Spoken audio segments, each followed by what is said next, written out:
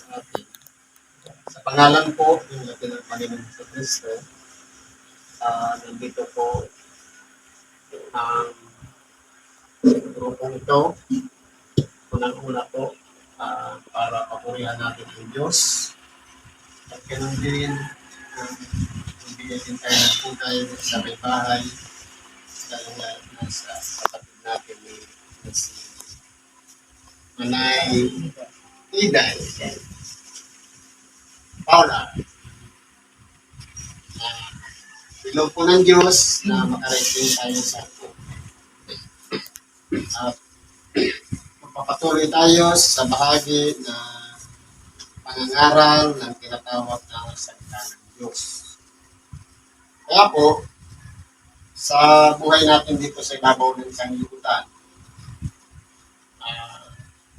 kinakailangan po magpatuloy lang tayo ng buhay, gawin natin kung ano ang nakalulunod sa dakilang Panginoon. Ngayon po, Manay, tuwing Miyerkules meron kaming mission sa mga kapatiran na yung mga nakakamiss yung mga dating mga sabitan sa Bicol, kaugmahan, pagkakaisa, lalong-lalo na pagdating sa paglilingkod. Kaya po, sa tulong ng dakilang Panginoon at sa patnubay ng Espiritu Santo at mga protektor, at ganoon din ng kakaisa ang grupo na gawin ang misyon na ito para po sa bawat isa sa atin. Sapagkat ang mission po natin talaga sa ibabaw ng sanlibutan, walang iba ang sumunod at makahikayat naman tayo ng iba. Lalong-lalo na sa mga kasamahan natin sa pananampalataya. At lalong-lalo na rin doon sa mga nagnanais din na makabahagi ng sakripisyo na dinanas ng ating dakilang Panginoon. Ngayon po, maganda po yung mensahe na binasa ng ating kapatid sa Hebreo. Kung atin pong pag-aaralan at pagmimilaligaya, napakahalaga po sa bawat isa sa atin na maunawaan natin yung pinakamensahe ng Ebanghelyo ng ating dakilang Panginoon. Basahin ko po muli at bigyan natin ng buhay para may ugnay natin ang ating mga sarili. Sabi po dito, sa Hebreo 12, 1 hanggang 11. Brad, 11 lang. Kaya yamang nakukupkop tayo ng makapal na bilang ng mga saksi. Itabi namang walang liwag ang bawat pasan at ang pagkakasalang pumipigil sa atin at ating takbuhin may pagtitiis at takbuhin inilagay sa harapan natin. Siguro po kung pag-aaralan natin, bakit ito yung mensahe nyo? Marahil siguro si Manay, meron siyang misyon na pinagkaloob ng dakilang Panginoon doon. Sabi nga, inilagay sa harapan natin na kinakailangan ipagpatuloy ng ating kapatid. Kumbaga, meron sabi dito, pagkakasalang pumipigil. Marahil yung mga hata-hata o mga nasa isipan lang na pumipigil, kung nakakasagabal, pero kinakailangan natin ipagpatuloy. Sabi nga, itabi namang walang liwag ang pasan. Yung karamdaman man yan, kapighatian, problema, o anumang mga dinaranas ng ating buhay. Sabi nga, itabi mo na yan. Kundi, dahil nga, sa kapal ng mga saksi, lalong-lalo na sa mga kapatid na narito, na kaya po nagkakaisa kami na pumunta dito sa lugar na ito, para po sa layunin na yung sigla at yung pamamaraan ng Diyos na buhayin muli yung diwa, yung kalooban, pag-iisip para magpatuloy sa paglilingkod. Ito po ang pinakakailangan natin. Sapagkat, dito po makikilala natin ang ating sarili kung ano po tayo sa harapan ng ating dakilang Panginoon. Sabi nga, ng ating dakilang Panginoon, ang ibig din namang sumunod sa atin, limutin ang ukol sa kanyang sarili.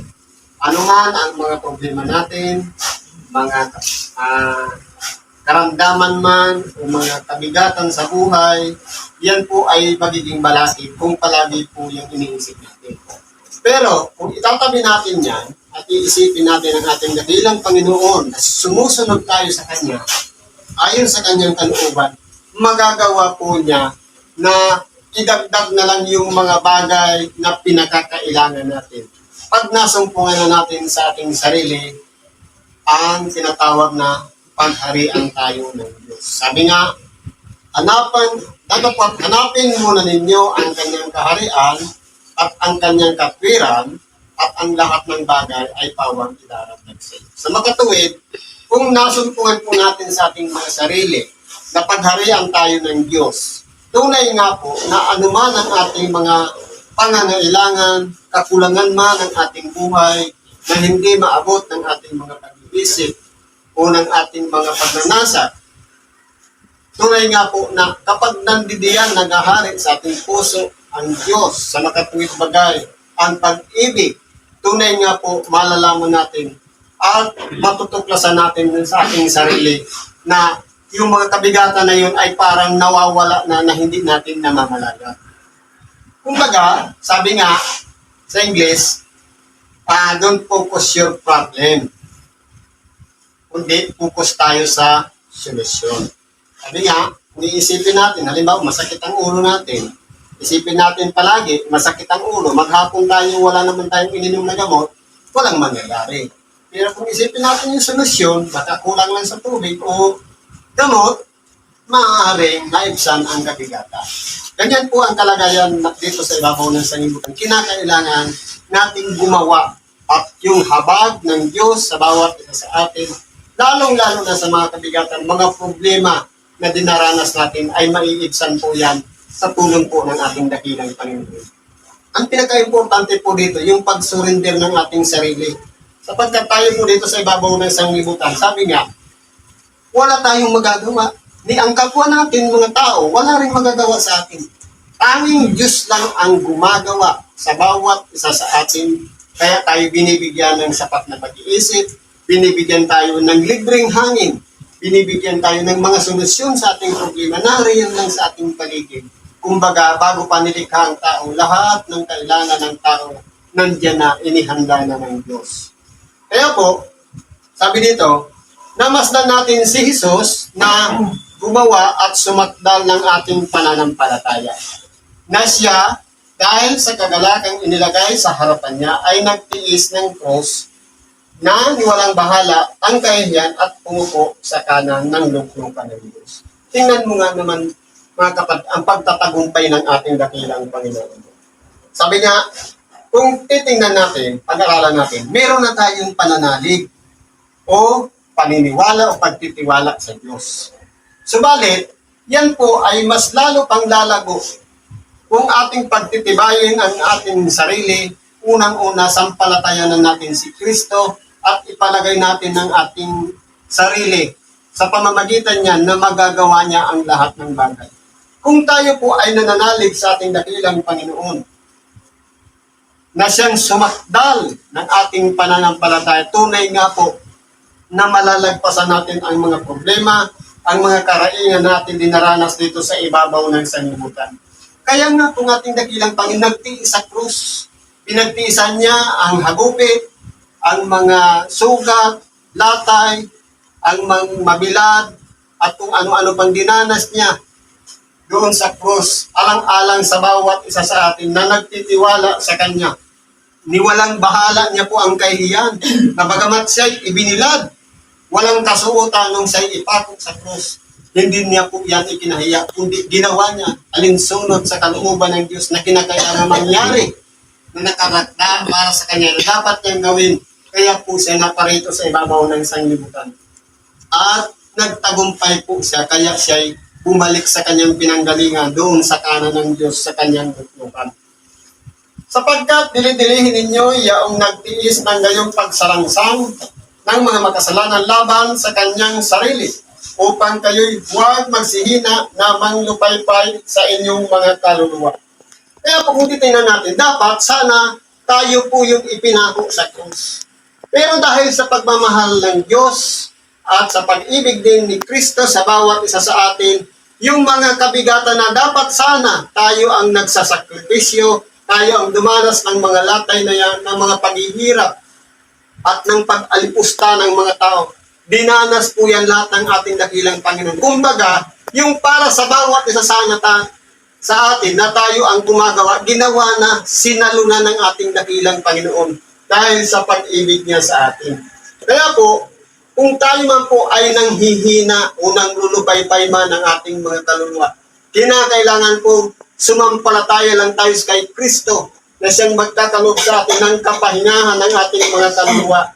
At bagamat tayo ay mga mahihina, bagamat tayo ay walang kalakasan dito sa ibabaw ng sanlibutan, subalit dahil sa kanyang ginawa, binibigyan tayo ng kalakasan para tayo magpatuloy ng ating mga lakad dito sa ibabaw ng sanlibutan hanggang sa huling hininga ng ating buhay. Kaya po, ang ating dakilang Panginoon, kung siya'y nagtagumpay, pagtatagumpayin din tayo kung tayo po ay nakasunod sa kanyang likuran. Lamang ang tao ay napapahamak dahil tayo ay nahihiwalay sa Diyos, tayo ay may sarili-sarili ding mga lakad. Pero kung susundan natin ang kalooban ng Diyos, handa natin isakripisyo ang lahat ng mga bagay na dinanas natin noong unang panahon. Mga paghihirap man yan, paghihinagpis, mga problema, hinanakit, sama ng loob, yan lahat ay babaliwala natin alang-alang sa kalooban ng Diyos sapagkat siya ay naririyan na sa ating puso at siya na ang gagawa at hindi na ang sarili nating kalooban. Sapagkat dalawa po yan. Sarili nating kalooban, marahil kung may kaalin tayo o may hindi tayo na tao, isang tao na hindi natin kasundo, marahil ilalayo natin ang ating sarili. Pero kung kalooban ng Diyos, kahit yan pa ay kaaway natin, kahit yan pa ay hindi tayo nakagaanan ng loob niyan o naging masama sa kalagayan natin, ang lahat niyan ay babaliwalain natin dahil kay Kristo.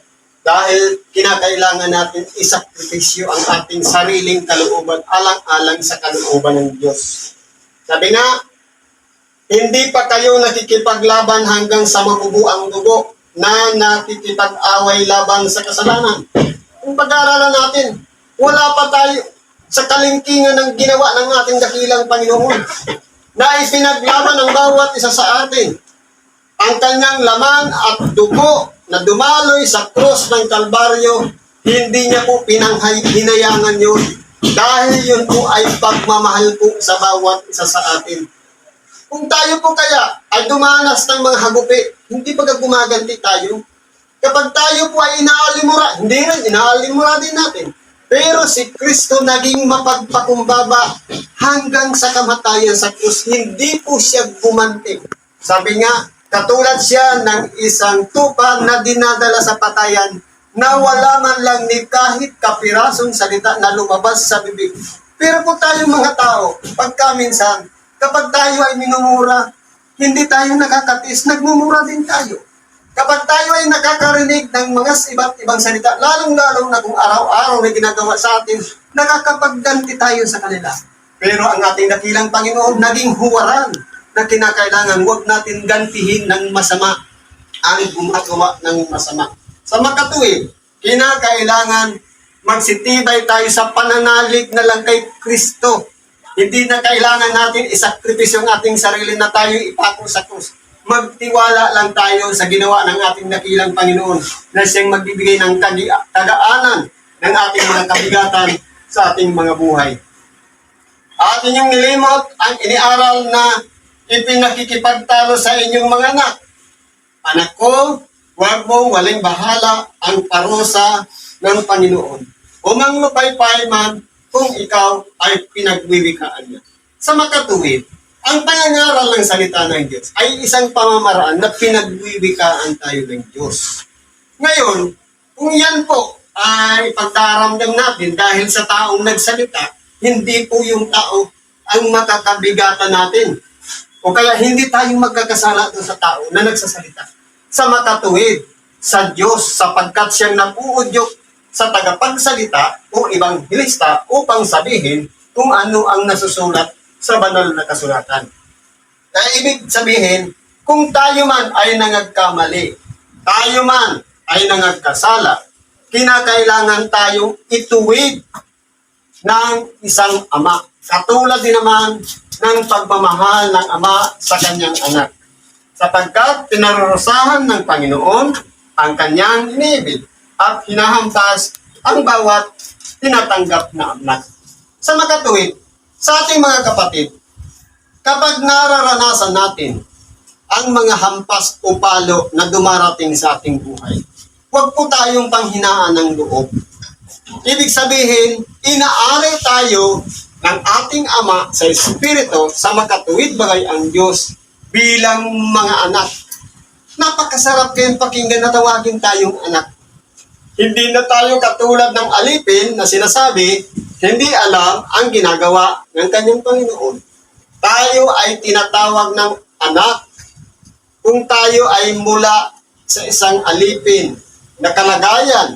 Tayo ay katulad ng isang anak sa labas na pagkaminsan hindi binibigay yung kabuuan ng pagtitiwala, ng pagmamahal. Pero dahil sa ginawa ng ating dakilang Panginoon, nagkaroon tayo ng pag-asa na tawagin tayong anak. Isang napakagandang bagay na bagamat tayo ay nangagkakasala, na bagamat tayo ay naliligaw ng landas o nagkakamali ng ating mga ginagawa, tayo ay kinakailangan pa rin kalingain ng Diyos sa pamamagitan ng mga hampas na yan, ng palo, nang sa ganun matauhan po ang bawat isa sa atin at hindi na natin balikan ang muli pang pagkakasala, yung ating nakalimutan na meron pala tayong Ama na dapat nating respetuhin, uunawain at bigyan ng pansin sapagkat tunay nga po na nabubuhay dito tayo sa ibabaw ng sanglibutan. Naaagaw yung ating atensyon na sa halip sa lahat ng mga pangangailangan natin, tayo lumalapit sa ating nag-iisang Ama. Sa makatuwid bagay ang Diyos, ang una nating nilalapitan, walang iba ang mga makasanliwutang bagay. Kaya kung pag-aaralan po natin, tayo ay tinatawag na anak. Sino ba naman na anak ang hindi alam ang ginagawa ng kanyang Ama? Sa makatuwid, kung ang Ama natin, sabi niya, ay banal, kinakailangan naman ang anak ay nagpapakabanal. Sa makatuwid, ang banal ay isang taong malinis o kaya walang salak, at ang nagpapakabanal naman ay sinisikap ang sarili na hindi na muling makagawa ng mga pagkakasala. Kaya po, kung tayo man ay nakakarinig ng aral ng Diyos at kontra sa ating kalooban at hindi natin matanggap, marahil ito na yung pamamaraan ng Diyos na pinagwiwikaan tayo, na itinutuwid yung pamamaraan ng ating pamumuhay dito sa ibabaw ng sanglibutan. Sa makatuwid, ang nais niya ay ituwid ang ating mga pagkakamali at gawin natin ang nararapat ayon sa kalooban ng Diyos upang tayo'y maging tunay na anak sa pamamagitan ng pagkakilala niya sa atin. Hindi po yung pwede sabihin na anak ako ng Diyos, kundi malalaman natin kung ayaw niya yung mga ginagawa natin sa pamamagitan ng pagtutuwid ng isang ama sa anak na ayaw mapahamak. Kaya itinuturo ang mga bagay-bagay na dapat gawin ng nararapat ayon sa kalooban ng kanyang ama. Na dahil sa ito'y parusa, kayo'y nagtitis. Inaari kayo ng Diyos na tulad sa mga anak, sapagkat alingang anak ang hindi pinarurusahan ng kanyang ama.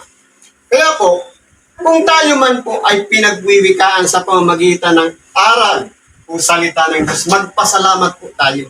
Kung atin mang napapakinggan at nasasaktan ang ating kalooban, ipagpasalamat pa rin natin sapagkat ito na po yung tinatawag na salita ng Diyos. Sabi nga sa Hebreo 4:12, sapagkat ang salita ng Diyos ay buhay, banal, at mabisa kaysa alinmang tabak na may dalawang talim. Sa makatuwid, lahat ng kung ano-ano mang mga tinatago natin sa ating sariling kalooban, uungkatin lahat niyan. Lahat ng mga sama ng loob na nariyan, yan ay palalabasin sa makatuwid. Nariyan na nga ang salita ng Diyos na pumapasok sa pamamagitan ng ating pakikinig, papunta sa ating puso, sa ating kalooban, sa ating mga pag-iisip na nais ng Diyos na baguhin tayo at ayusin na natin ang ating mga buhay. Kaya, huwag nating sasabihin na kapag tayo ay dinanas natin ang parusa, o halimbawa, yung hampas na dinanas natin sa ating Ama, sa Espiritu, sa makatuwid bagay ang Diyos, ang karamdaman ay isa pong pamamaraan ng hampas. Na kumbaga, nararamdaman natin yung latay, yung sakit na dinanas natin sa pamamagitan ng pagtutuwid ng Ama sa kanyang anak. Sa magkatuwid, tayo ay inaari ng anak sapagkat ang parusa po ay hindi nangangahulugan na pinapahirapan tayo, kundi nais lang natin masumpungan sa ating sarili at mapagkilala natin ang mga pagkakamali na ginawa natin. Kaya tayo'y hinahampas, pinapalo sa makatuwid bagay. Ang karamdaman ay pamamaraan. Kahit gaano man kalakas ang katawan, kahit anuman, gaano man tayo kalusog, kapag ginagalaw ang ating katawang laman at nagkakaroon ng karamdaman, lahat po yan ay nanghihina. Kaya kahit, sabi nga, kahit yan pa ay maton, kahit yan pa ay siga, kapag ginalaw ang katawan at nagkaroon ng karamdaman, nakakaalalang tumawag sa Diyos. Ganyan po ang ibig ng Diyos sa bawat isa sa atin.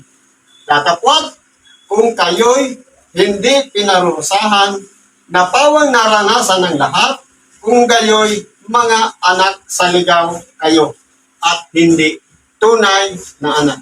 Ibig pong sabihin, halimbawa, gumawa na tayo ng pagkakasala, naligaw man tayo ng landas, o kaya hindi natin ginagawa ang ayon sa kalooban ng Diyos. Binabaliwala tayo para hinahayaan lang tayo sa ating mga ginagawa. Ang tawag po diyan, anak sa labas. Kung tayo man ay nakakaranas ng pagtutuwid, mga anak tayo sa loob. Sa makatuwid bigay, kinikilala tayo o inaari tayo ng Diyos na mga tunay na anak. Bukod dito, tayo'y magkaroon ng mga ama. Tayo'y nagkaroon ng mga ama ng ating laman upang tayo'y parusahan at sila'y ating iginagalang.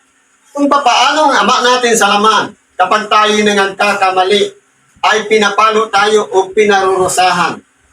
Kinakailangan pa rin nating igalang sila. Ganon din ang Diyos. Bagaman tayo ay nakakaroon o nagkakaroon ng tinatawag na parusa ang ating katawang laman, kinakailangan pa rin nating irespeto yung pagkakilala natin sa Diyos.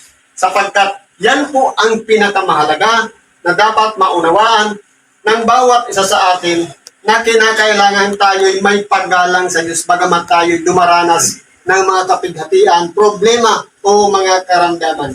Hindi pagkalalong tayo'y pasasakop sa Ama ng mga Espiritu at tayo'y mabubuhay. Kung sa Ama nga, iginagalang natin dito sa ibabaw ng lupa o Ama sa laman. Lalo siguro doon sa Ama natin sa Espiritu, kinakailangan natin ipakilala ang paggalang at ang pagpapasakop sa Kanya bilang Ama natin sa Espiritu. Dito nga sa ibabaw ng lupa, ang Ama natin sa laman, kung tayo pinarusahan, tinatanggap natin ang parusa. Pero yung respeto, ibinibigay pa rin natin. At nagpapasakop pa rin tayo ng Ama natin sa laman. Gaano pa kaya kung gawin din natin sa ating Ama, sa Espiritu, na tayo pasasakop at susunod sa Kanyang kalooban at igagalang natin ang Kanyang pasya, kaya tayo'y nagdumaranas ng mga karamdaman. Sapagkat katotohanan kayo'y pinarusahan nilang ilang araw ayon sa kanilang minagaling. Ngunit siya'y sa kapakinabangan natin upang tayo'y makabahagi ng Kanyang kabanalan. Kaya kung titingnan natin, kung sa pamantayan ng isang ama na pinarurusahan tayo para sa Kanyang minagaling, kumbaga sa kaisipan ng Ama, marahil itong ginawa mo dapat sa iyo'y paluin. Pero dahil ang pagkaalam ng Ama, kinakailangan ayon sa Kanyang ninanasa o minagaling na Kanyang kalooban, yun ang nararapat pa, kaya niya ginawa ang pagpapalo. Pero po sa Diyos, para sa kapakinabangan natin, na dapat sa oras na dinanas natin yung latay, o yung mga palo na ibinigay ng Diyos sa bawat isa sa atin, kapag kinabangan po natin yan, pagkakilala natin na mahal tayo ng Diyos. Hindi tayo ikinakaila, kundi itinuturing tayong isang anak. Lamang, tayo po ang pipili kung tayo ba ay magiging isang mabuting anak sa harapan ng Diyos o suwail na anak. Kaya po, dito po, hinuhubog po tayo, tinuturuan para sa sarili din natin kapakinabangan. Kung ang ama natin sa laman ay gumagawa ayon sa kanyang minagaling, ang ating ama sa espiritu ay ayon naman sa sarili nating kapakinabangan. Kaya niya po ginagawa ang pagpaparusa. Para magkaroon tayo ng bahagi sa kanyang kabanalan. Sa makatuwid, ang isang tao na nangagkamali at nalihis ng landas, nakaranas ng palo sa makatuwid bagay, nakilala natin ang nagpalo na walang ibang ama natin sa espiritu at nanalig tayong muli ayon sa sarili nating kapakinabangan at nagsisi ng ating mga kasalanan. Ang paglilinis ng kalooban ay isang bahagi po ng pagpapakabanal. Lahat ng parusa sa ngayon ay tila man hindi ikaliligaya, kundi ikalulungkot. Totoo po. Dahil ang karamdaman, kapag nariyan sa ating katawang laman, ikinalulungkot po natin yan. Sapagkat balisa tayo, hindi tayo makapag-isip ng maayos. Kumbaga, may limitasyon na lang ang ginagawa natin. Kumbaga, parang marami tayong hinahanap. Yan po ay bahagi lamang ng parusa sa atin. Gayunman, pagkatapos ay namumunga ng bungang mapayapa ng katwiran sa mga nagsisipagsanay sa pamamagitan nito. Sa makatuwid, ang pagtutuwid pala ng isang nagkakasala o ang isang anak na ibinabalik at kinikilala muli ng Diyos bilang isang anak ay isa pong pamamaraan sa bawat isa sa atin para tayo'y mamunga ng bungang mapayapa. Ibig sabihin, magkaroon tayo ng kapanatagan ng ating mga kaluluwa, ng ating mga pag-iisip, ng ating diwa, kalooban man at pamumuhay dito sa ibabaw ng sanglibutan. Maging mapayapa tayo sa katwiran. Gawin natin kung ano yung matuwid, kung ano yung nakalulugod, sapagkat ito po ay ginagawa natin bilang pagsasanay o kaya practice. Sapagkat kung palagi natin pinagtitiisan ang mga ginagawa na pagtutuwid ng Diyos, masasanay tayo, darating ang panahon, papunta na tayo sa tinatawag na kasakdalan. Kaya po, kung tayo ay nangagkakamali ngayon, kinabukasan, nagkamali na naman tayo. Kapag alam natin yung pagkakamali, nakilala natin yung tamang pamamaraan, para yung pagkakamali ay ituwid natin. Pag palagi nating napagkikilala ang pagkakamali na yan, at lagi nating itinutuwid, nasasanay po ang ating sarili na kumbaga, ginagawa na natin ito para sa kasakdalan ng bawat isa sa atin. Kaya huwag po tayo magsawa, magpatuloy lang po tayo ng buhay. Sabi nga, habang may buhay, may pag-asa. Kaya po, ang nais ng ating dakilang Panginoon o nais ng Diyos ipagkaloob sa atin, ang kanyang aral, ang kanyang salita, ay para sa bawat isa sa atin. Para sa mga tao na kinikilala niyang anak.